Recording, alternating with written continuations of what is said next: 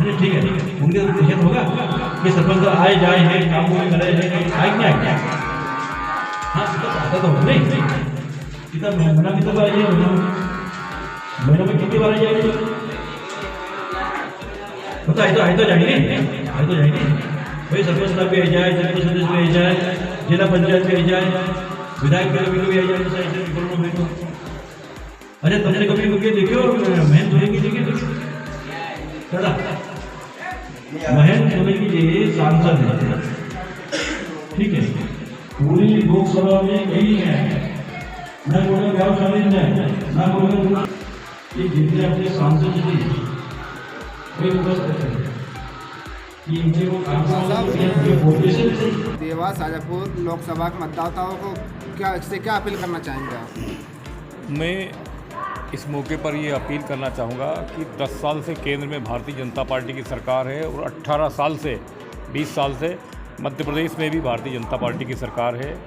खास करके देवास शाजापुर संसदीय क्षेत्र में रोजगार के लिए सरकार ने कोई ऐसा बड़ा सार्वजनिक क्षेत्र की कोई कंपनी हो कल कारखाना हो उद्योग नहीं डाला, ना कोई इस क्षेत्र के अंदर ऐसा कोई बड़ा बांध है जिससे किसानों को 100% फ़ायदा हो।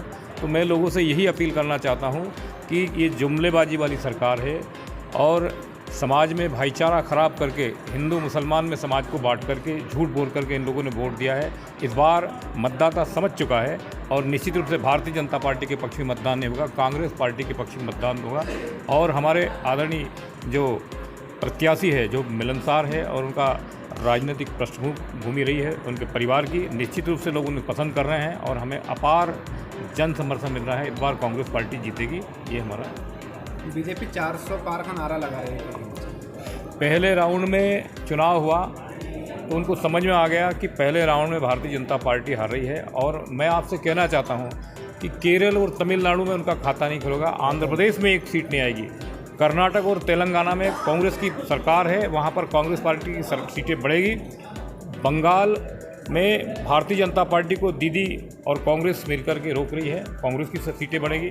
और इस तरीके से आपका जो बिहार है गठबंधन को सीटें मिलेगी, उत्तर प्रदेश में गठबंधन को सीटें मिलेगी, पंजाब ऐसा राज्य पंजाब हरियाणा का किसान आंदोलन के कारण किसान बहुत ज़्यादा दुखी है, परेशान है। निश्चित रूप से भारतीय जनता पार्टी को पंजाब में तो कभी भारतीय जनता पार्टी को खाता ही नहीं खुला, लेकिन हरियाणा में भी बहुत ज़्यादा नुकसान होगा।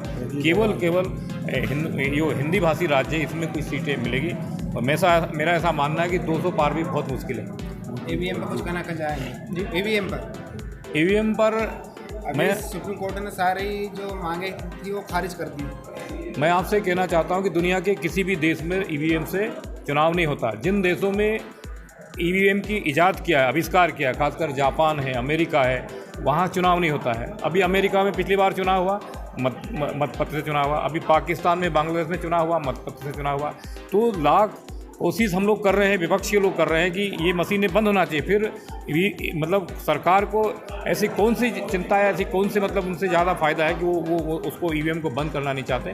कहीं ना कहीं मैं आपसे कहना चाहता हूँ कि गड़बड़ी हो रही है। और जब सब आज का आपका सिद्धिगंज और जावर ब्लॉक में दौरा था, क्या रिस्पॉन्स मिला और आने जो मतदाता है उनको क्या अपील करना चाहेंगे उनसे? सुबह 8 बजे से अपना वो कुंडा धागा से हमारा स्टार्ट हुआ सुबह 8 बजे से, तो अभी लगातार चल रहा है। करीब 35-40 गांव का जनसंपर्क है, जिसमें से आधे से ज़्यादा हमारा जनसंपर्क हो गया है और हर गांव में कांग्रेस पार्टी को भरपूर समर्थन मिल रहा है, बहुत समर्थन मिल रहा है। क्योंकि हर आदमी महंगाई वाले से, हर आदमी ये जो भारतीय जनता पार्टी की जो सरकार है उसके अन्याय, हमारे इस देश के जो अन्नदाता है वो बड़े परेशान। ज़्यादा ये है कि यहाँ के जो लोकल सांसद है जिसको भारतीय जनता पार्टी ने टिकट दी है, यहाँ के वही वर्तमान सांसद महेंद्र सोलंकी, वो ऐसा सांसद है कि कहीं नहीं गया, वो कोई क्षेत्र में नहीं गया। वो जो पहला सांसद है कि जिसने अपनी सांसद निधि ही लैप्स करा दी। तो इससे बड़ा दुर्भाग्य इस क्षेत्र के लिए क्या होगा कि जनप्रतिनिधि चाहे सरपंच हो, जनपद हो, जिला पंचायत विधायक हो, सांसद हो, वो तो विकास कराने के लिए तरफते हैं कि हमको ज़्यादा से ज़्यादा फंड मिल जाए, ज़्यादा से ज़्यादा हम अपना विकास निधि हमारे क्षेत्र में लगाई, कि हमारे क्षेत्र का विकास हो, गांव के विकास हो, मजले टोले का विकास हो। और ये भला भला सांसद ऐसा कि जिसने इसकी जो सांसद निधि है जो सरकार देती है वही इसने लेप्स करा दी, वो कहीं नहीं गया वो। तो क्या जो सांसद है, पूर्व सांसद महेंद्र सिंह सोलंकी, क्या उनको अभी आपको जो आपने घूमा उसमें कहीं पर नाम नज़र आया जिसको पहचानते हैं? कोई नहीं पहचानते उनको, कहीं गए नहीं क्षेत्र में। आप गांव में कहीं भी जाओ, आप पूछो ना कि भाई ये सांसद कौन है, कोई जानता ही नहीं उनको। अगर कांग्रेस की सरकार बनी तो मतदाताओं और जनता को क्या फायदे मिलेंगे? कांग्रेस की सरकार बनी तो इस देश के जो हमारे पालनहार है, इस देश के जो हमारे अन्नदाता है, ठीक है, उनको MSP के अनुसार उनको वाजिब, उनको मूल्य पे उनका सामान खरीदा जाएगा। और जो पेट्रोल डीजल